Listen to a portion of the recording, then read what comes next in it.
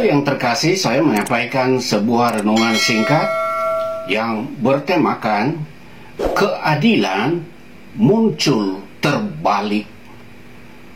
Saya membacakan beberapa ayat firman Tuhan dari kitab Habakuk pasal 1 ayat 2 sampai 4. Berapa lama lagi, Tuhan, aku berteriak, tetapi tidak kau dengar. Aku berseru kepadamu penindasan, tetapi tidak kau tolong. Mengapa engkau memperlihatkan kepadaku kejahatan, sehingga aku memandang kelaliman? Ya, aniaya dan kekerasan ada di depan mataku. Perbantahan dan pertikaian terjadi. Itulah sebabnya hukum kehilangan kekuatannya dan tidak pernah muncul keadilan, sebab orang fasik mengepung orang benar. Itulah sebabnya keadilan muncul terbalik. Saudaraku, inilah pengalaman nyata Nabi Habakuk pada masa hidupnya, di mana ia melihat orang fasik melakukan penindasan, melakukan aniaya kepada orang-orang yang tak bersalah, melakukan tindakan-tindakan kekerasan, tindakan kelaliman. Untuk itu Habakuk berdoa, bahkan ia berteriak, berkata dan meminta agar Tuhan bertindak. Tetapi kenyataannya tidak ada tindakan Allah. Sebenarnya Tuhan bukan membiarkan. Allah tidak mungkin melakukan pembiaran. Tetapi yang pertama, segala sesuatu pasti ada waktunya Tuhan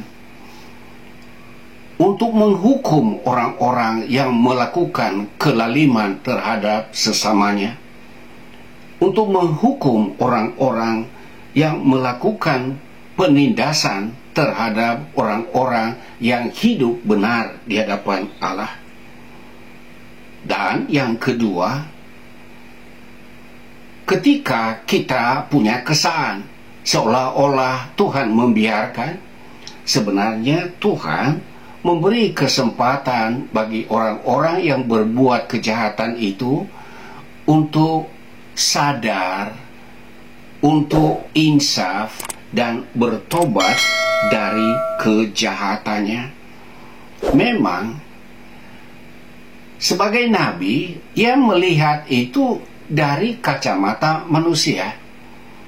Saudaraku, bayangkan kalau seorang nabi saja dia merasa bingung melihat kenapa Tuhan tidak segera bertindak terhadap orang-orang yang melakukan kejahatan itu, sehingga keadilan muncul terbalik.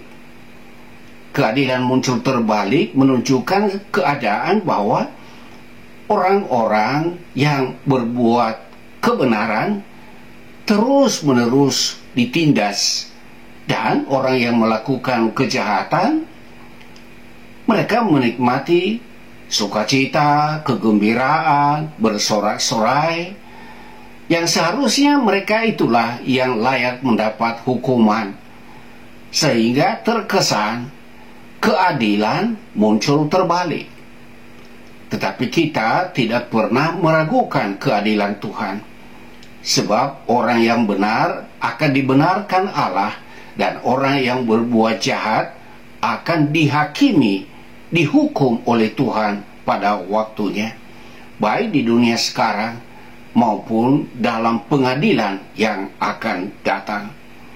Saudaraku, bila mana dalam pengalaman hidup ini seolah-olah Tuhan membiarkan orang-orang yang berbuat kejahatan terhadap sesamanya yang tidak berbuat salah, itu bukan karena Allah bertindak tidak adil, tetapi ada waktunya Tuhan, dan Tuhan memberikan kesempatan bagi setiap orang yang berdosa menyadari keadaannya, menginsafinya, dengan kata lain bertobat.